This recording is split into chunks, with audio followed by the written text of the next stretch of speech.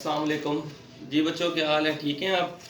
बेटा, ये आपने चैप्टर पढ़ना है इंसानी जिस्म और इसकी कारकर्दगी। जो बेटा सेंटर में जो चैप्टर्स हैं वो है मतलब कोर्ट वगैरह बनाने वाले और ग्राउंड के स्केच वगैरह बनाने थे, तो वो इंशाल्लाह हम जब कॉलेज ओपन हो जाएंगे तब पढ़ेंगे। बेटा ये आप देख लें इंसानी जिस्म और इसकी कारकर्दगी। बिस्मिल्लाहिर्रहमानिर्रहीम। बेटा इसमें है खुलिया की साख बयान करें। इंसानी जिस्म में खुलियों के कौन कौन से ग्रोह मौजूद हैं, तफसील से लिखें। ये क्वेश्चन बन जाता है। खुलिये से क्या मुराद है? खुलिया इंसानी जिस्म में क्या काम सर अंजाम देता है? नेज़ खुलिये की खसूसियात वगैरह तहरीर करें। बेटा ये तमाम क्वेश्चन बनते हैं, तो आप ये देखें। इसमें वो कहता है हर जानदार शय बेशुमार छोटे छोटे ज़रात से मिलकर बनती है। बेटा इंसानी जिस्म कोई ऐसे नहीं है मट्टी इकट्ठी कर दी बन गई। ये बेटा इसमें छोटे छोटे जो है ना, वो कहता है बेशुमार जो है जानदार जो है, हर छोटे छोटे जानदार ज़रात से मिलकर बनते हैं।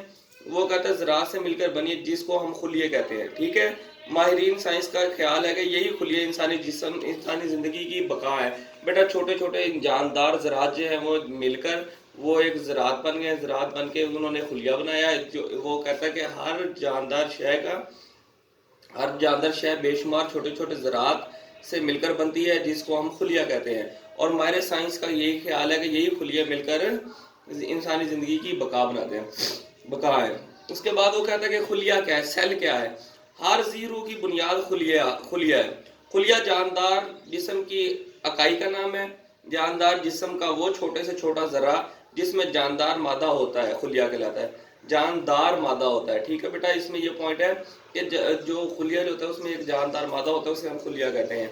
उसके बाद बेटा बात करते हैं, हमारा जिस्म अनगिनत जो खुलियों का मजमुआ है और हर खुलिया बेशुमार खुलियों में तकसीम दर तकसीम चला जाता है। ठीक है, ये हरकत करता है और जिस्म से गैर ज़रूरी मादों को खारिज करने की सलाहियत रखता है।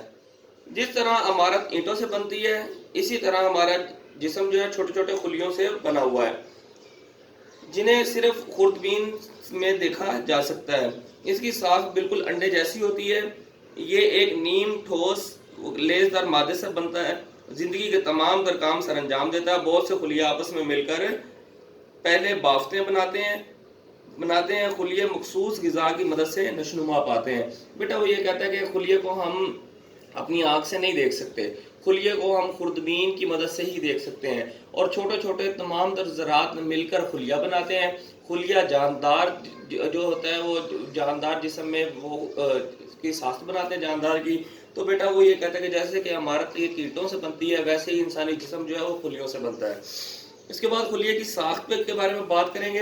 वो कहता है कि मादा खुलिया, हर खुलिये में एक शफाफ गाढ़े अंडे की सफ़ेदी की मानित जो है मादा होता है। बेटा ये शॉर्ट क्वेश्चन भी आ जाता है, मादा खुलिया से क्या मुराद है। हर खुलिया एक शफाफ गाढ़े अंडे की सफ़ेदी की मानित होता है। इस मादे को प्रोटोप्लाज्म जो है कहते हैं। हमारे जिस्म के मुख्तलिफ हिस्से मसलन उज़लात, हड्डियाँ, दिमाग और जिगर वगैरह इसी मादे से बनते हैं। इसे मादा हयात भी कहते हैं।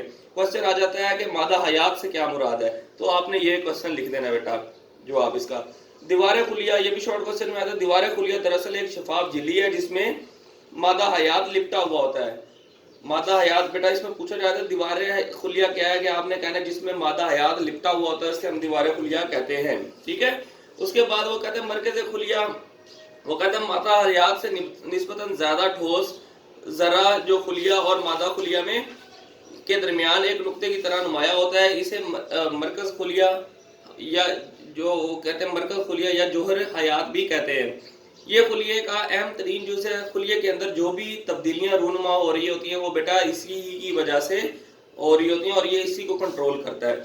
हवा के बुलबुले, ये भी शॉर्ट क्वेश्चन आ जाता है। मादा हयात के दौरान खला होता है, इसमें रेशे और हवा के बुलबुले होते हैं जो इसकी तकसीम में मदद देते हैं। हर जानदार शय की ज़िंदगी की इब्तदा एक मुनफरिद खुलिये से होती है, जिसे खुलिये की माँ या मुनफरिद खुलिया भी कहते हैं, जिसे अंडे या वो कहता है कि सेल ग्रेम भी कहते हैं। ये एक नर खुलिये स्पर्म और एक मादा खुलिया ओवम के मिलाप से बनता है। शुरू में ये अंडा जिंदगी के कुल काम सर अंजाम देता है, फिर तकसीम होकर अपनी तादाद बढ़ा लेता है। शुरू में खुलिया एक जैसा काम करते हैं और शक्ल सूरत में भी एक जैसे ही होते हैं। जिस्मानी खुलियों की शक्ल और बनावट इनके अफ़ाल और ज़रूरियात की मुनासबत से الگ الگ ہوتی ہے بیٹا. یہ سارے ایک شکل، شروع میں تو ایک شکل کے ہوتا ہے، بعد میں ہر خلیہ اپنی اپنی مناسبت کے حساب سے اپنی ضرورت کے مطابق اس طرح سے اپنی شکل ڈھال لیتا ہے.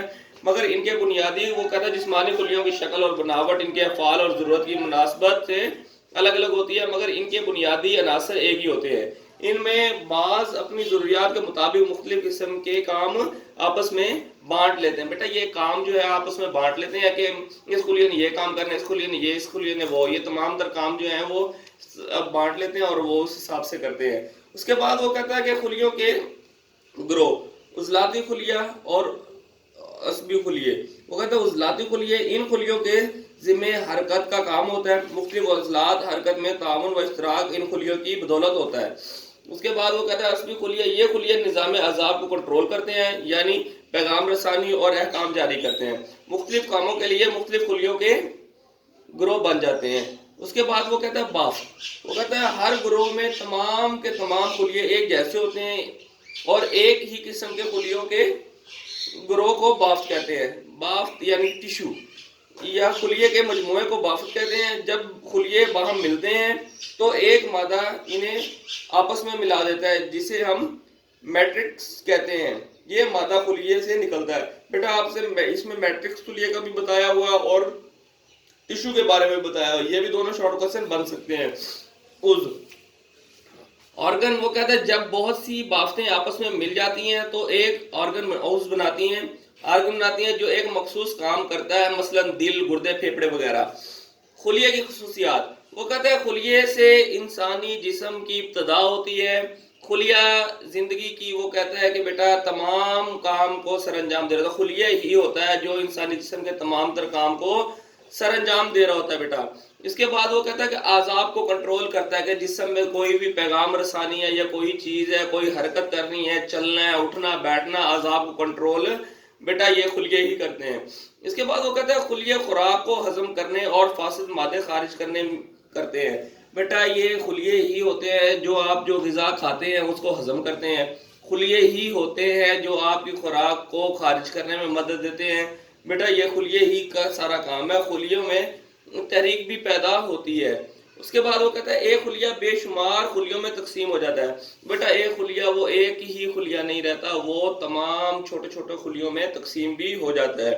اس کے بعد وہ کہتا ہے کہ ہر چھوٹا خلیہ نشو نما کے بعد مکمل خلیہ بن جاتا ہے. بیٹا وہ جب یہ تقسیم ہوتا ہے نا چھوٹے چھوٹے خلیوں میں، اس کے بعد پھر وہ چھوٹا خلیہ جو ہے وہ بھی بعد میں بڑا خلیہ بن جاتا ہے اور وہ مکمل خلیہ بھی بن جاتا ہے، مطلب ایک پراپر وہ اپنی شکل و صورت بنا لیتا ہے. ٹھیک ہے بیٹا، یہ کوسچن ہو گیا. انشاءاللہ ہم نیکسٹ کوسچن جو ہے نظام سے کیا مراد ہے یہ انشاءاللہ ہم کل پڑھیں گے اور اللہ باقی کرم کرے گا. ٹھیک ہے بیٹا، تھینک یو سو مچ. اللہ حافظ.